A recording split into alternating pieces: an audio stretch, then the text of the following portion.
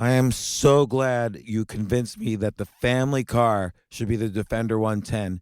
It is so beautiful inside, it's so comfortable, and it just feels indestructible. Yes, it really is. I've been waiting a long time for the new model to come out. The Defender 110, I'm telling you, it's my favorite car of all times. It's my third one.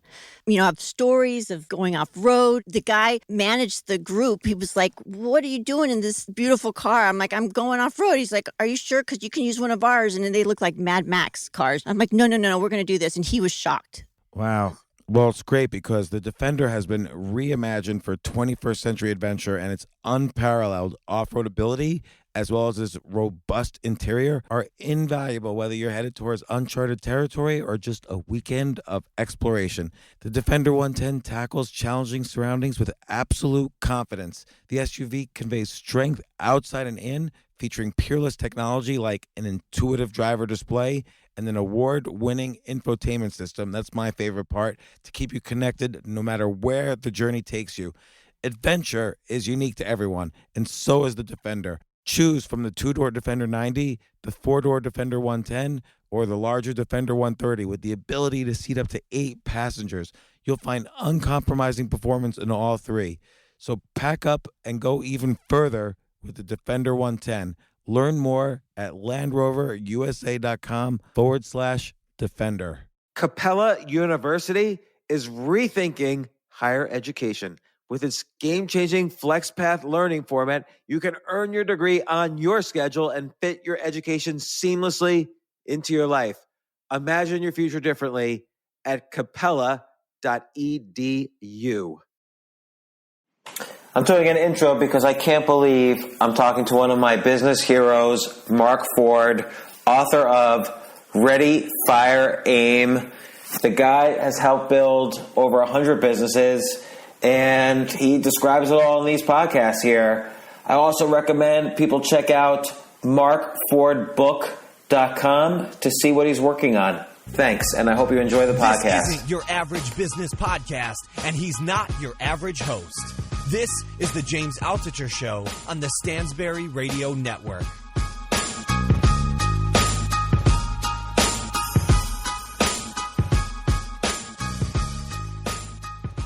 Okay, so in the cubicle, this was a good example though, where he's being an entrepreneur, and you were talking about companies that where you're either in the type of company where you could be an entrepreneur or you should leave and find one.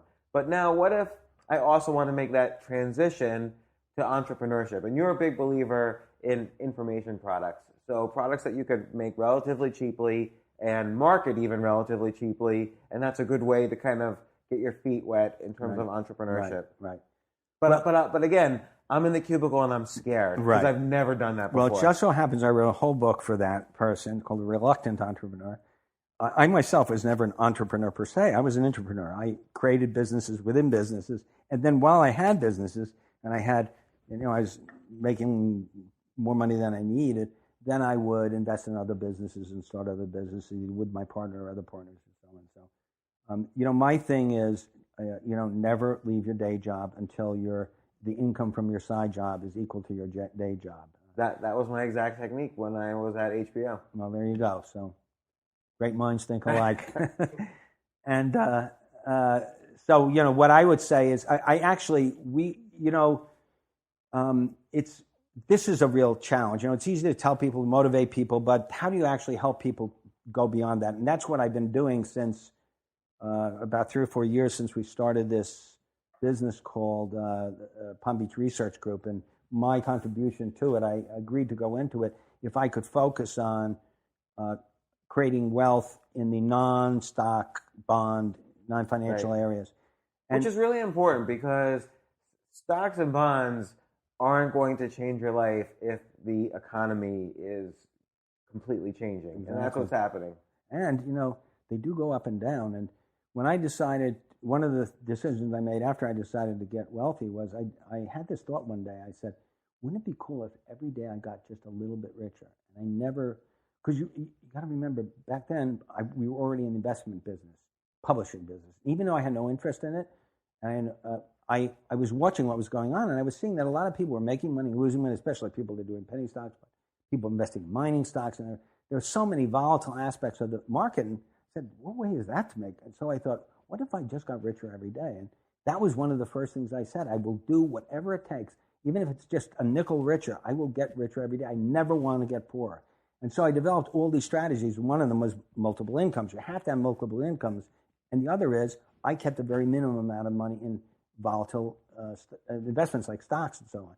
And in fact, the only thing I really did in stocks was index funds, low index funds. Anyway, so my whole approach was, and my approach for my recommendation for people who want to get outside of that to do their own is to keep your day job, just work extra hours. You do have those extra hours, and you can be better than 80% of the other employees working 25 hours smartly a week. And even if you give you 40 hours, you'll be in the upper 10 percentile. And then what I did is I worked 80 hours a week. I'm dying to talk to Tim Ferriss, but and I'm sure he doesn't work. I don't think he's ever worked a 4-hour work week in his life. But that's what you have. You do have those extra hours. I agree with you, but I think what he did was he figured out once his first business was rolling, he then fired the difficult customers and outsourced everything. Right. He said he told me he originally wanted to call his book the 2-hour work week because on his original business that's all he was working. But he was then working the 80 hours on marketing the books. No, I think he's a very smart guy, and I think I've listened since I started listening to you. I started listening to him too. I did feel a little competitive, so I wasn't going to listen. But he's a very smart guy. He makes a lot of sense. It's a good angle. I mean, look, the book sold like crazy. Yeah. How could I, Mr. Marketing, be upset with him for gilding the lily a little bit? Right. Anyway, I think you use those extra hours, and the reason why I tend to focus on information marketing, I started doing this when I started writing Early to Rise as Michael Masterson in the year 2000, and I went through all the information publishing areas, all the ways you can do that. And I was writing stuff and nobody was writing it. That whole market is flooded with experts and pseudo-experts right now that teach people how to do that. And we have in our program, we have about 14 or 15, maybe 18 information publishing, not just publishing, advisory, information-related businesses that people can do on their own. It's called the Extra Income Project, and what it was I would write an essay of about 3,000 or 4,000 words, sometimes 5,000 words, where I would describe from my point of view. These are all businesses I've been in, or owned, or managed, or consulted with, and I would describe how the business looks and feels. But they were all businesses that you could start for a reasonable amount of money. You can make a reasonable amount of money, and so on. And what's an example? Well, you could be, you could become a copywriter, for example. I started a business teaching people how to be a copywriter many years ago because it was a big problem finding copywriters in our industry. And we have a business called American Writers and Artists, Inc. that does nothing but that. They have thousands of students, and they, Agora probably hires 100 copywriters a year. And I've yet to meet one in the last 5 or 6 years that wasn't at one time a student of this business. Mm-hmm. So you can go into the business of teaching people how to be copywriters, or you can become a copywriter yourself. And it takes some time to learn how to be a copywriter. And just speaking of copywriting, is kind of this specialized ability of writing that is extra persuasive, you might say. Yeah, well, I would say that. Technically, what it is writing advertising copy, and of any kind. And most people don't realize that that's actually a skill. I would say the average person doesn't know that there's a difference between, there's a special skill required. Right. Yeah. In fact, when we started this business, we got all kinds of hate mail by copywriters who because I had by that time trained 100 people to be copywriters personally. And so we were saying, I'll teach you how to be a copywriter. And they were very upset because, of course, they thought that they were Hemingways and Fitzgeralds and so on, and they were far from it. I mean, the level of literary quality in advertising copy is very seldom very high. It is occasionally David Ogilvy and people like that, but generally speaking, it's quite low. But the persuasion techniques are it can be taught, it can be learned, and I have taught guys that are literally basically illiterate to be pretty good copywriters. So there are skills, and you can learn them, and there are plenty of people out there that understand them, and so you can learn that, and you can. That program is if you go into direct response advertising writing, particularly if you want to write about investing or natural health, you can easily make $100,000, $150,000 a year. There are plenty of people that at Agora we have several people that make over $500,000 a year, several, and what they're doing is they're selling what you read whenever you get an email like 500% opportunity potential. Click here to find more. I'm simplifying it greatly, but that's a copywriter is writing that, and then there's a newsletter writer who's writing the newsletter that's being sold. Right. A copywriter that would try to sell a newsletter by promising 500% is not a very good copywriter, in my opinion.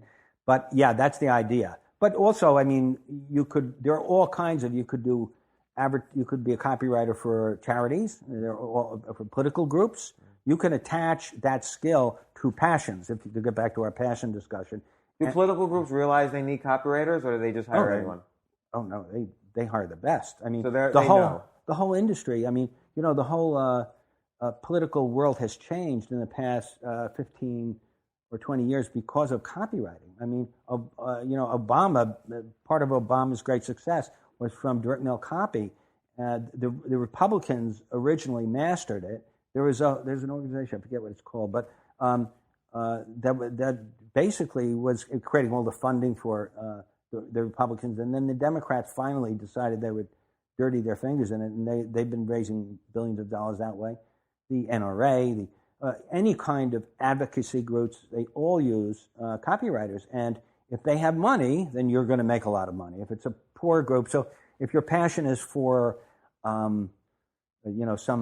for missionary work in Angola, you're probably not going to make a lot of money. But let's take the political situation. So a pathway might be, okay, I'm sitting at Procter & Gamble. I'm going to find a local candidate.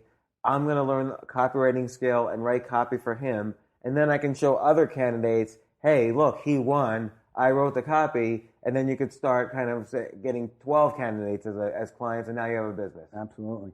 In fact, if it's a world that's that circumscribed as the political world is, or even fundraising, you won't have to tell anybody. If you write a package that works, everybody will know about it. And what generally happens is that kind of success happens once. If you're very good, it happens once every 10 packages you write. And so generally people don't have those big hits. But if they do good work, they get better and better, and then they get to write higher profile things and their compensation. But there's a whole, as I said, we have a whole business that teaches people every aspect of it. But that's just one way. It's an obvious way of making money. But you can make, depending on how much money you want to make, you can make money by buying and selling products online. You can make, like what? Well, you can make money buying and selling collectibles. There are all kinds of businesses out there. I had an interest for a while. I collect certain things, and I have an interest in got an interest in cigar lighters, old cigar lighters. And I went online, and sure enough, there's a whole market out there. And if you know how to become a collector, a dealer, you'll focus in one area. You'll learn what things are worth. You'll buy them cheaply and sell them. How will you know to buy them cheaply? Like, won't everybody know? These are valuable. The margins do get smaller on the internet because everything's available. It's happening to every aspect of the industry. But you have to really focus. You have to be able to. Well, I'll give you an example. I was at a store, a fancy clothing store, and they had these very cool old books, vintage books out there, coffee table books, and I was going to pay $180 for it because I was very excited. And then Kathy didn't want to pay $180 for it. She doesn't like it's very. So she goes online right away and finds the same book. I mean, this is the most obscure book. I couldn't believe it was online, and there were like 12. There must be 30 in existence, and there were like 18 of them were listed. So there's somebody out there that knows these type of books, whatever, I don't know how to describe them, and knows them so well that he's going to be out there buying them when people, obviously what you're doing in any market is when you're buying and reselling, you have to be smart enough that when you see something that's underpriced, you buy it, and then you sell it at a markup that When you're in a market that's beginning, where there's a large interest in it, and then you can make a lot of money. Like, for example, if you decide to buy surfboards, vintage surfboards or certain kind of surfboards, when you might be able to. A friend of mine, Steve Sugar, you may know him. Yeah, Steve likes to do that. He bought up a bunch of them. He had a very interesting theory. He says you buy what your generation thought was cool when they were in their 20s or so, and then when they hit their 50s, you sell it. I think it's brilliant, actually. And so it's a long-term holding. It's strategy. a long-term, yes. It's a long-term. He's a long-term guy. But anyway, so there are. We have like 18. You can be a graphic artist. You can be an editor. There's a huge demand for editors in our business. I know 4 people that are looking for editors right now. They don't know where to find them. We're looking for an editor right now. There you go. On a project. But the problem is, people need skills, and they need skills in our industry. And so, American Writers is now going to start training people to be editors, and then you can make money as a photographer. Not much, but you can make money. We have a program like that. You can make. There's a business. There's so many, but this is on the information side. I should have prepared myself and brought you a list. No, that's okay. Because what's interesting, like you said, the photographer. What's interesting there is people often ask me, "I have $5,000. How should I invest it?" And I often tell them, buy a camera, like a really great camera, and a book, or watch YouTube videos on how to be a good photographer. Mm-hmm. Because all you have to do is like 1 or 2 weddings. You've just made your investment back. And now you're going to make 3,000% on your investment. Why buy a stock? That's a perfect example. I mean, being a wedding photographer is always in demand. You can learn to. This is information. Well, I guess that is information.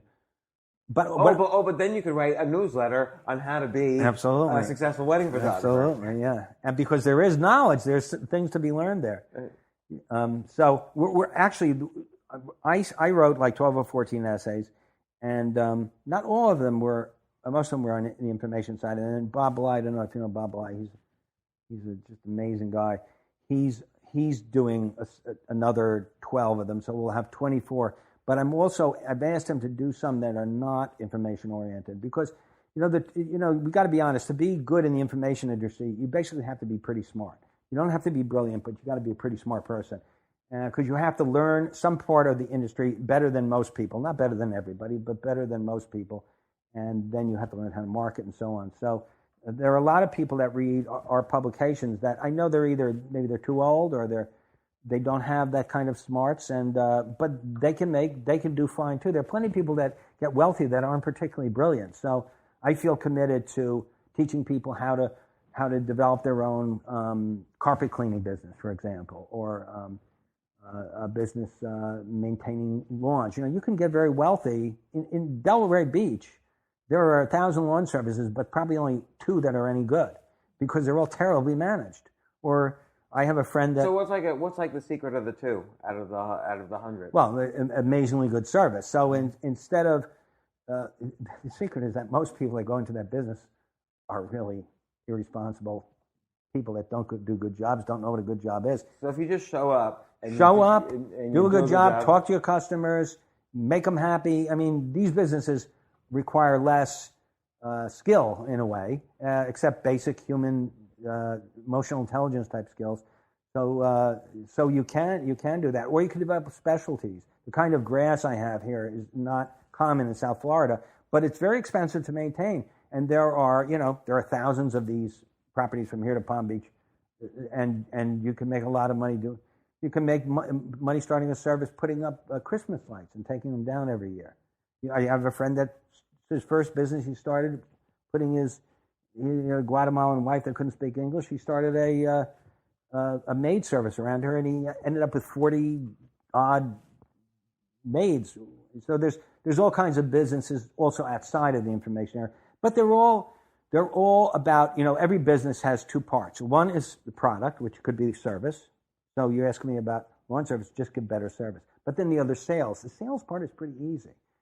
For those kind of businesses, what he did is he just went up to the people's doorknobs and left a note, but a handwritten note, a nice, not the typical thing. If I asked you, James, if you wanted to start a lawn service, you get the feeling from this place, and you went up to, and you wanted to get your first job, somebody to try you out. And you wrote a handwritten note and said, I'm James Altucher. I'm new in the business. I'm an honest guy. I'd like to show you what my business is. I think I can make your lawn look twice as good at 10% less. If you give me a shot, I'll do it. I'll do your first service for free. If you put that on 1,000 homes, do you think you would get a job? Yeah, particularly if I added I see that you have this type of lawn in your backyard. Even better. I'm a specialist in it. Right. I was in Thailand and they had this kind of lawn. Perfect. And, I got to hire you for my next. If we ever get in lawn service together, I got to first learn how to use a lawnmower machine. well, that'll be our retirement Right. gig. So the point is, you after that it's just numbers. The And you test. Like you might try one type of letter absolutely, here, right. another type of letter absolutely. there, and see what works. The same principles that you do in the whole world, because the internet is going. And I can do this while I'm at my cubicle. Like I can go out at night and put the ads, absolutely, in people's doors, or send out emails, or rent email lists, or whatever. And everybody has a otherwise unemployable friend or relative that you can get to do the actual grunt work while your business is growing. So I'm in my cubicle. I've come up with an idea that people need. I've come up with a basic technique for marketing it. I'm going to wait until I can equal my pay before I'm quitting. What next piece of advice would you give to the startup entrepreneur? Well, the book that you looked at last night, Ready, Fire, Aim, is all about that. There's really because I had so. How did you know I looked at that book last night? Because I had said to somebody, I can't believe he's coming. This guy interviews Tony Robbins. What am I going to say to him? I'm a little nervous about having this interview. And Giovanni wrote me back and said, well, maybe he's nervous too. He just asked for your book. So I felt better about that. No, but I asked for the Living Rich book, not the Ready, Fire, Aim I know, but I said send him the Ready, Fire, Aim book. Okay. Because I thought because to me it's more interesting. The Living Rich book is a good book, but Ready, Fire, Aim is really about this core thing. It's how do you get a business from zero to $100 million? And there was something very interesting about Ready, Fire, Aim I wanted to ask you about. There's kind of an evolutionary aspect to it. Because you said you divided up the four types of businesses, 0 to 1 million, 1 million to 10 million, 10 to 50, and then 50 to 100 and beyond. So, but that also implies a certain number of people at the business. Mm-hmm. And I think that's, evolutionary speaking, more interesting in the sense that we grew from tribes where everybody knew each other to, let's say, groups of tribes where you didn't know everybody, but you can gossip about everybody, to then kingdoms and civilizations where you had to have a story like we're the best beer in the world or we're the best country in the world. You had to have a visionary story that bonds people together so they can work together. Right. And I thought you divided it up in kind of maybe a subconscious way along those lines. Well, no, it was more than subconscious. In fact, I think I did mention it. I was grappling with the idea of whether I should divide it up. It could have been numbers of people. I thought I talked about it in that book, but you said you thought you could divide it up in terms of numbers of people, and I thought the numbers were specifically almost like evolutionary numbers. And one of Malcolm Gladwell's books, it might have been The Tipping Point. He goes into this idea, and it's an idea that I always think that he's been reading my newsletters because he always comes up with stuff after I do. Like, I just want to state for the record that I know it wasn't his idea. He got it from somebody else, about 10,000 hours. Yeah, he got that from some guy from like 1991. All right. I got to find out who that guy is because I wrote that essay 10 years before that book came out. My number was 5,000 hours, and this guy, whoever he got it from, probably actually did some research. But it was very early, it was in 1991, he was ahead of me. I did not read his research, but I was just thinking about how long it takes to become good at something. I completely lost track again, James. No, but, so does it take 5,000 hours to become good at something? Is that... Well, my rule was it takes 1,000 hours to be competent. My first essay, this is what I wrote, and 5,000 hours to be a master. And if you have I realized later, after I wrote that, I changed the essay and said, but if you have somebody that can help you, can teach you and mentor you, then you can knock 30% of that off. Because I realized I was in the business of helping and mentoring people, so I want to give them an incentive to keep reading my stuff. But I think that's roughly true. Yeah, that's a good point. I thought about Spanish.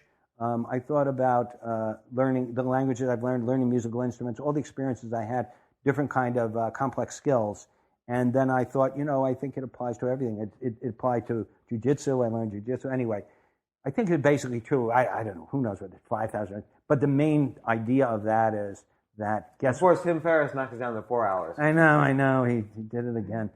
So and I heard him just yesterday. I was listening. He said you can become fluent in any language. And well, actually, what he said was true. He said you can become fluent in language in some number of weeks. And I became fluent in French in 10 weeks. So he's right. Anyway, so let's say to get confident at business, at doing a business. Right. So we're talking. What are we talking about in general? About the four stages I talked about. Yeah, we talked about something interesting there, which was these. How do businesses grow? And I try to classify it in terms of dollars only because I thought it would be more interesting for people to start off with. You know, I'm going to get it to $1 million, then I'm going to get to 10, then. Right, it makes me feel competitive. Right. It's fun. I'm at this mark, now I'm going to get to that mark. But a lot of business is the number of people. I mean, probably more of the dynamic of a business now. It changes, depends on the number of people. Because, and there have been some number of studies that have done this. But my feeling is always you can only directly relate to like 7 or 8 people, 6 or 7 or 8 people. And I think Malcolm Gladwell mentioned that directly. And the thing about a business is, when you're a business owner, you hire 7 people. Those people can be, they only need one skill, primarily the skill of keeping you happy, to keep their jobs. And then each of them is going to hire their own 7 people. Now you got 50 people. The people that you hired, however great you think they are, they may not be skillful at training or teaching or inspiring those other people below them. But at least those other people below them can see you through them, because when you get an office of 50 people, they always see the boss, and they see their boss interacting with you. So there's that kind of communication. So the smart people, like I was when I entered the story I told you, when I sat down at lunch and I said, sorry, I'm with that guy. I could do that because there were only 50 people or less in that office. But once you get to the next step, 350, 7 times 50, then you don't see the boss anymore. You don't really know what the core culture is and what's important. And then the whole business can break down. You can be in a political environment and so on. So for me, that from a owner's perspective of the business, that creates problems. Once I could say at 350 people, once you go beyond 50 people, your business develops some real potential problems and challenges. So it is partly that, but it's also partly cash, because when that first level, 0 to $1 million. The whole big challenge is learning how to make an efficient first sale, how to bring in a customer cost efficiently. That is your number one job. If you don't do that, your business won't work. You can, and 80% of the people when they get involved in business, and even when I read, well, I'm talking about real entrepreneurship, not starting a business that you plan to sell to an internet company. I mean, that's not something I know anything about, and that's a whole different. There's a different idea there.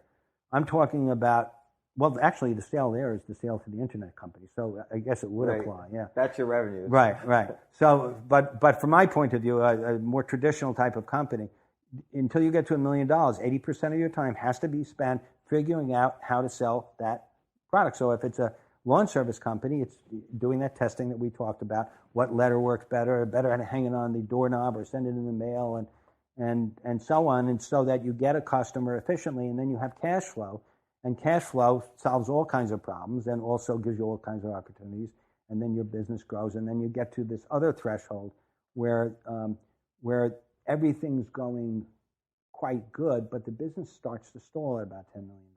This is very common, and it stalls because you have one way of bringing customers in. You have basically one line of products, and you pushed that particular monolithic path to its limits, and it's hard to grow it after that. And so then what you have to do is you have to identify what it is. Are you fish or are you fowl? Are we marketing? What kind of products is this? What are we really doing? And then you start to replicate.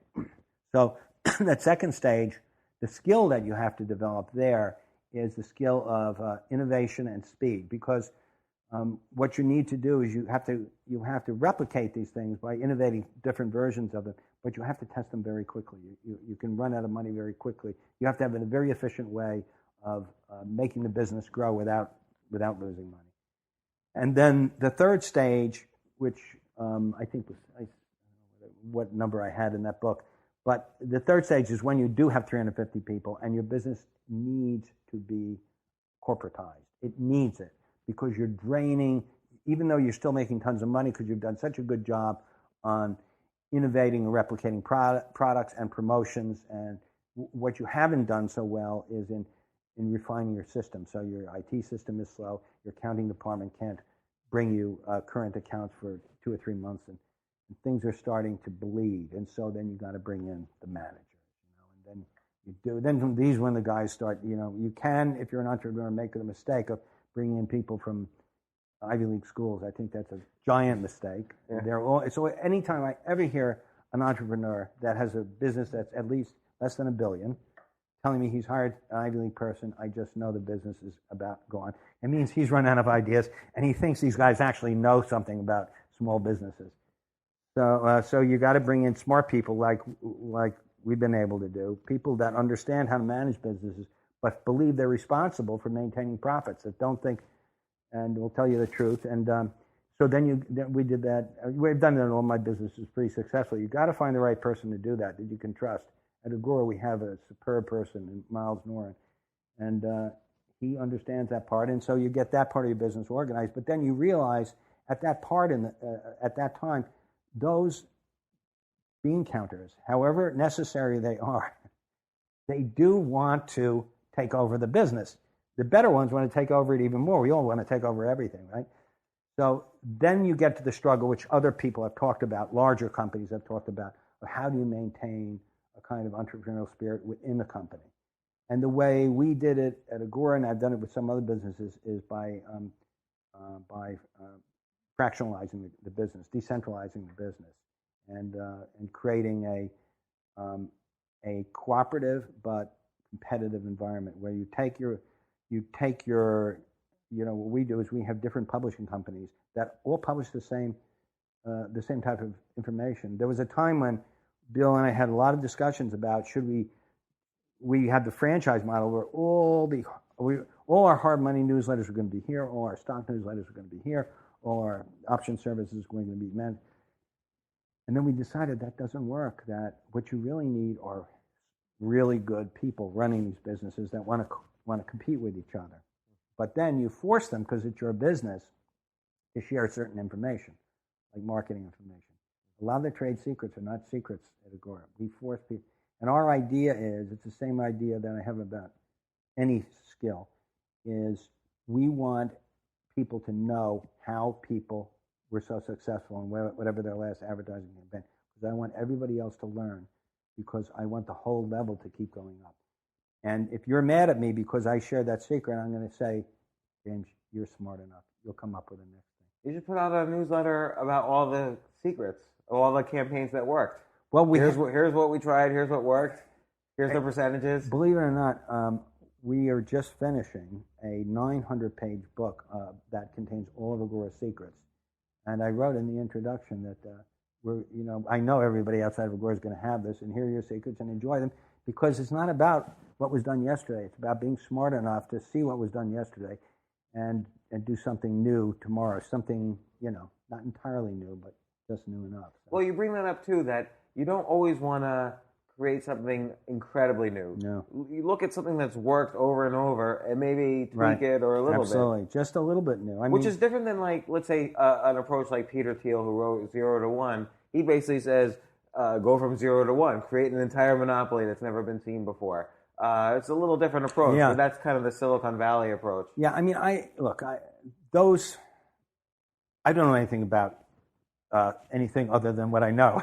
And what I know is a certain kind of business that's easy to do. You can do if you're scared, you can do if you're not brilliant, and so on.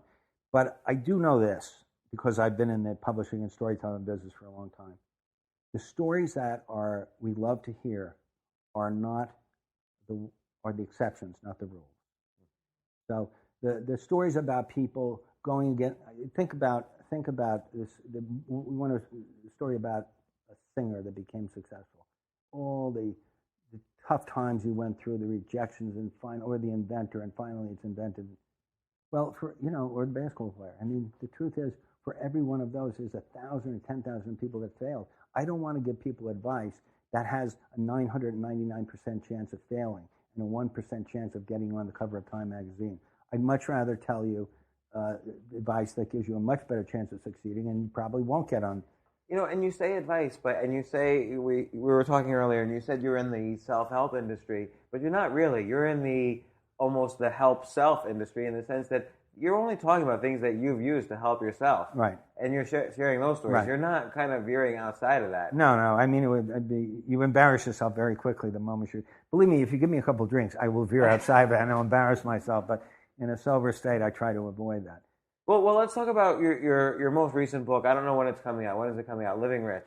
It's actually out right now. It just went out. Okay, it just came out, and it's basically about. I read the individual essays, and it's basically about this idea that everyone thinks they need X amount of dollars, but you basically say, why do you need that? Because for X minus Y, you can achieve the exact same lifestyle, and the Y is usually a pretty big number close to X. So for almost zero, you could And Tony Robbins is an example of this in his book Money, where some guy says, my goal is to make $1 billion.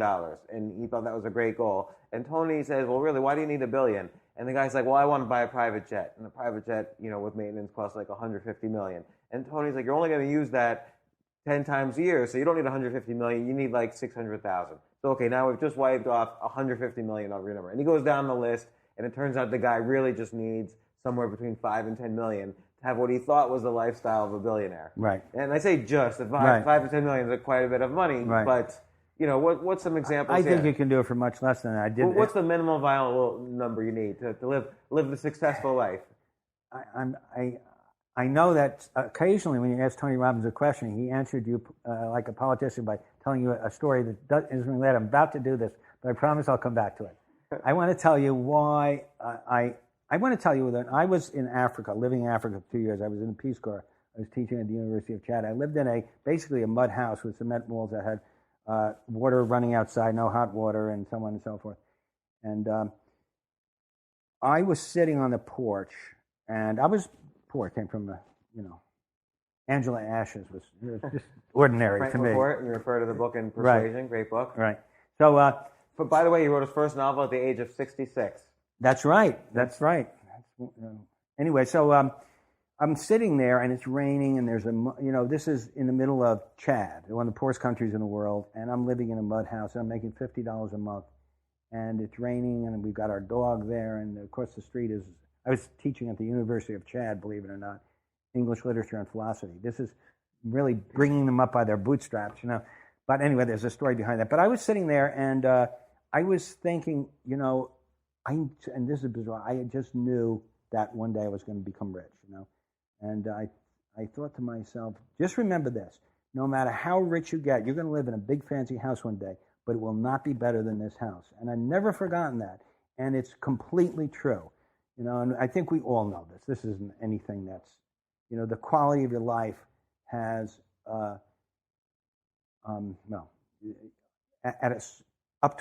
beyond a certain level, has nothing to do with how much you make. I remember when I first made over $100,000 that first year after I made that decision, my accountant told me, Mark, you've done it. I go, what have I done? And he goes, you hit the big time. And this was 100, maybe was worth 180 today. And I go, what do you mean? He goes, you're as rich as you ever will need to be. And I go, what are you talking about? I couldn't do this. I can't get, He goes, listen, the money that you're earning right now, you can live in a nice house, you can drive a nice car, you can send your kids to school, you can go on a vacation, take your wife out to a restaurant. He goes, everything other than that is just the size of the toy.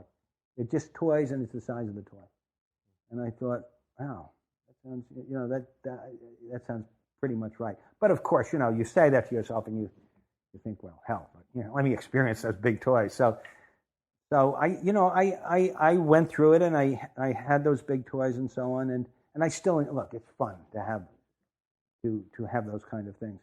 But the truth is, and I knew it back then, and it's been true now, that the quality of your life has nothing to do with that. And what's worse is in the American economy, American culture, we're so attuned to that. Like every time I watch Sex in the City, I want to vomit.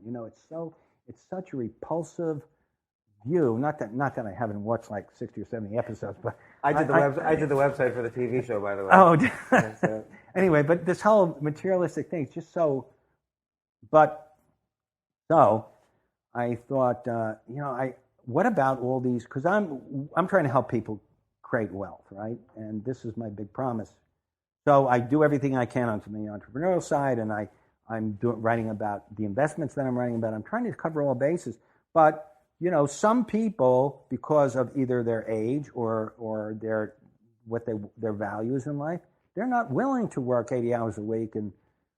And I wanted to say to those people, who cares?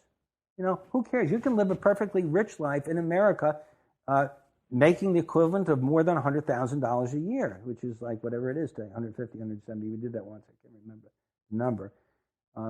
And that could be comprised of passive income if you have some investments or whatnot. And the quality of your life really will be the same. And in that book, I try to give examples like from the other point of view. Like what is a house? What's a rich house?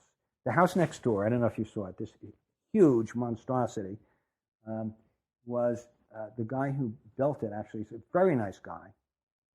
But it's this huge, ugly, you saw the house, it's just, well, you got to see it. You got to go out and look at it. My house is beautiful. Let's admit it. It's a beautiful house. His house is just a big, giant, he built it for $6 million. It would cost you $10 million today. It's the biggest, ugliest, showy. He just wants to show people how rich he is. And so he brings me in his house. He's a great guy. And he's excitedly running me around his house. He's like, you walk right in, and there's this huge gilded elevator right when you walk in. So it's like, you're like, oh, boy, is this tacky? Who designed this? Donald Trump? Or what's going on here?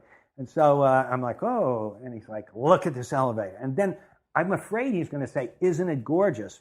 But he doesn't say that. He goes, guess how much this costs? And I'm like, I was so relieved because I'm like, oh, God, this is going to be fun, So I go, I don't know what, 10 grand, 50 grand, 50 grand, that's fantastic, high five. And the whole tour was like, how much he spent on this, how much he overspent on everything. So that's like, so what's that? Great guy, but what does all this show to anybody that has any kind of sensibility? The guy's like kind of a buffoon, right? And you go down this block and I can show you a very little cottage that the woman who owns it probably paid $70,000 for it. It's worth a lot more than that now. But she's never done anything but take care of it and fill it with all the mementos of her life. And it's the most beautiful place. And when I go in there, I admire her. To me, the quality of the house is this. The test of a beautiful, wonderful house is if your guest comes in there, who's not an idiot, and he wants you to leave the room so he can look around and investigate. He wants to see what your life really is like. But if your house looks like something that was designed by a decorator, like a TV set, what does that say about you? So the truth is, from every point of view, there's no reason to try to get richer and richer and spend more money. And you really can. So in the book, what I try to do is I try to identify there's actually two parts to the book. The first part is I try to say, what do you need to spend to drive around the world's best car? So I happen to have the world's best, one of them, what I thought at the time. It was a BMW 12-cylinder. Not the best eco footprint, but I only drive it 2 miles a week. I don't even have a driver's license. So okay. It's like you're speaking a foreign language. Okay, good. Well, anyway, so this is a car that is better than, 10 times better than a Maybach, but you can buy a 3-year-old version of the car for like $30,000, and you can drive it for 20 years. I buy my cars, I keep them for 10 to 20 years, and it'll cost you less than a Hyundai. So you're in a beautiful luxury car, so you get the luxury benefit even. And so I went to car. What are the things that matters? The first and most important thing that matters is a mattress. If you had to pick out one physical object that matters, it's your freaking mattress. I mean, you're spending 7 or 8 hours a night on that mattress. You should buy the best mattress in the world. And so we did the most extensive study of mattresses ever done in humankind. This is when I just got this idea of living rich. And I swear to God, we spent a year, we must have spent $50,000 researching mattresses. And anyway, we have this whole report. And to this day, the Living Rich series first came out serially. To this day, when we still publish that as an essay, we get more response on that than anything else. So There's a potential It's for a you. third of people's lives. And Yeah, exactly. It rejuvenates you. It's good for the brain. So there's a job. Mattress newsletter, mattress report. Did you get a memory? You got a mattress from the Hotel Benjamin. I remember reading. Yeah. Which they do have very good mattresses. Yes, I've they stayed in the did. hotel. And we did there's a whole study, and anyway, so the mattress is one, and turns out you can buy the world's best mattress for $1,000 and $1,500. You can't buy one for $200, but I don't actually remember what the numbers are, but it's a mattress you can keep for 10 or 15 years at least. So the whole idea is based on part one is what are the most important material objects, what are the best, and what's the best value you can get in terms of cost of use, not in terms of the price, but the cost of use, because everything is about cost of use. You can buy a car that is less expensive, a 2 or 3 year old car that's not that expensive, but it may not that be expensive because it's going to need a new this and a new that, and it's going to turn out to be more expensive. But it's just a cost of use. And so the first half of the book was analyzing all the most important objects in the world and how you can get the very best one for basically what I would call a middle class salary, for somebody that's making $150,000 a year or a couple that's making $150,000. If you're making $60,000, $70,000 a year, I said in the book, it's very tough. You're not going to be able to live rich. I'm going to be honest with you. You're not. You got to go read my other books and get your income up a little bit. Or pick 2 or 3 of the chapters to focus on. Yeah, you can still absolutely. Like I have a chapter on eating. A wine. I mean, you can. Wine is ridiculous. Yeah. I love wine, and we actually have. This is embarrassing. I actually have my own sommelier for my house, I have a wine thing out there, and every month he comes over and he restocks, and then he gives Kathy and I a lesson in wine, and so these are the things you can do. It's frivolous things, but I asked him to write for our newsletter. I said I want you to give people. I want you to do 2 things. One, I want you to teach me things about wine, so when my pseudo wine snob friends say things, I can correct them. And I'm going to give you one really good one right now. And when I said that to him, he was really excited. You know the wine Meritage. You've seen it on menus all the time, right? I don't know. I don't. You don't drink? No. Oh, jeez. I don't drive and I don't All right, drink. edit this out. Anything with. All right, anything with let me DRs. out there. You guys, anybody drink wine here? I drink wine, but all right. Menu. Can you visualize Meritage? How would you pronounce that? Meritage. Exactly. And that's how everybody pronounces it, Meritage. Well, it turns out Meritage it's not pronounced Meritage, it's pronounced Meritage because it's an American term. It came out of a contest that happened in California, and it's a combination of merit and heritage. So it's pronounced Meritage, but there's very few people except Gordon, our wine expert, but 99% of the wine snobs, if you go out to dinner, they will say, well, let's try a Meritage. And you can say, well, actually it's pronounced Meritage. So that's a great idea actually for a newsletter. So now he can have an alternative source of income. Every month I'll give you a new myth about wine snobbery. Yeah, that would be $5 a month. A great bonus. So he's I told him $30 for red, $20 for white, and you can get all the great wine in the world for less than that even. I mean, so there's when you think about what matters, what are the experiences in life that matter, you can narrow them down to get 80% of the experiences, and you can, if you're going out to, I almost had to write this book because my wife is the ultimate cheapskate. She just will not spend money on anything. We have a very happy marriage because usually one person makes the money and the other spends it.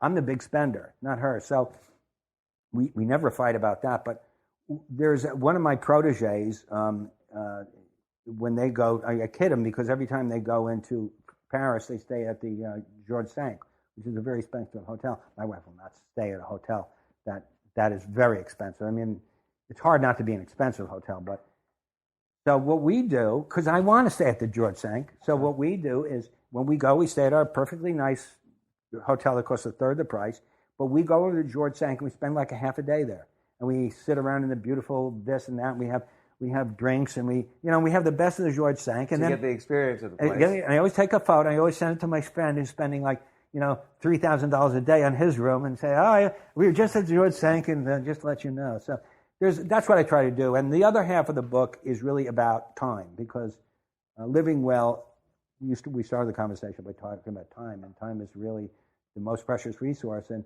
it's all about how to figure out how to make the time that you're spending the most pleasurable and the most valuable for you. And what's the most important idea you have out of that? Well, there's so many valuable ideas. Well, one of the ideas is that the way I do it is I say that there are three levels of experience when you experience anything. Let's say entertainment or educating yourself, or I'm trying to talk about life experiences in those terms. What are the types of experiences you're doing? And I say that, I don't know if I did it in that book or I did it in previous essays, but I said there are basically two levels. There's the experiences that enrich you, there's the experiences that are kind of neutral, and there's the experiences that deplete you. And for me, let's talk about watching movies, for example. There were to me very clearly those three kind of movies. There are movies like if you go to Schindler's List that make you a bigger, better person. You go to Schindler's List and you walk out of there and you're like, fuck, I got to do something more with my life. I got to be a better person. And those to me are it's a very good way of spending your time. And then there are movies that are kind of neutral. I talked my wife into seeing Up All Night, a Liam Neeson thriller. And it was pretty damn good. It was ridiculous. I mean, typical Neeson thriller. Somehow somebody related to him got kidnapped or hurt or harmed, and he has to kill at least 1,000 people before it's all done. But it was very satisfying in that kind of way.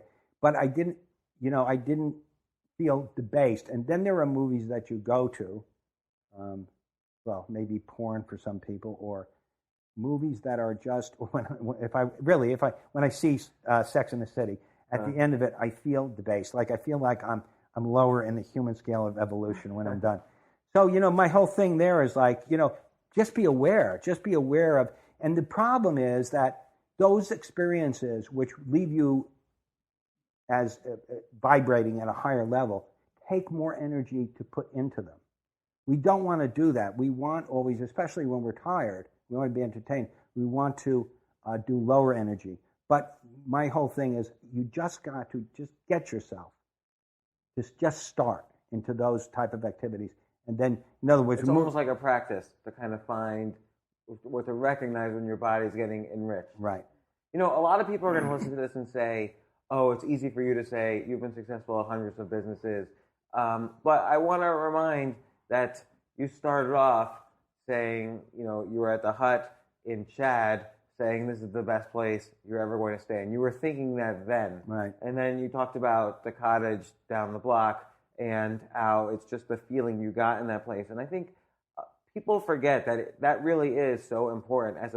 The money and the businesses, you obviously get a lot of pleasure out of it. You get a lot of pleasure out of writing about it and talking about it. And it's good to make money. There's nothing wrong with that. Right. But it seems like you initially had this kind of feeling of what is going to enrich me as opposed to debase me. Right. And I think that's an important I think that's thing. something I got from my parents. And my parents were kind of academics, typical leftists, anti-materialist academics. Those Irish leftists. Yeah. So that there's a residue of that. But I mean, I as I said, I wanted to tell those people that are reading our newsletter and that read everything else, all the other advice, and they say, well, I'm not gonna become a millionaire. I want to tell them that that's okay. Who cares really? I mean, there's still a good opportunity for you to have a beautiful life, to have a life that's rich in the most important ways, and a life that's admirable. So. All right, well, Mark, I don't know which books to recommend, but Living Rich, Ready, Fire, Aim, Persuasion. Are you going to make Persuasion public to everyone? Yeah, one of these days. It's hanging around. I think I actually lost track. The Pledge. Yeah, I can't. A Pledge, yeah. 7 years to 7 figures. Wow, I'm very impressed. Yeah. Choose yourself. That's the only one I can think of. Choose yourself. Choose Yourself 2 or something? Choose Yourself Guide to Wealth was my follow-up. Right. She wrote Become an Idea Machine, also the number one book on entrepreneurship in the world right now. Well, written by her on the floor. Send me that. Is it? Yeah. Wow. Well, if you send me a copy of that, I'll send you all my other books put together. How does that sound? Right. That was a good negotiation for you. Right. All right. Well, thanks, Mark Ford. Thank you again for coming on the show. Pleasure. Yeah. Great. For more from James, check out the James Altucher Show on the Stansberry Radio Network at stansberryradio.com and get yourself on the free insiders list today.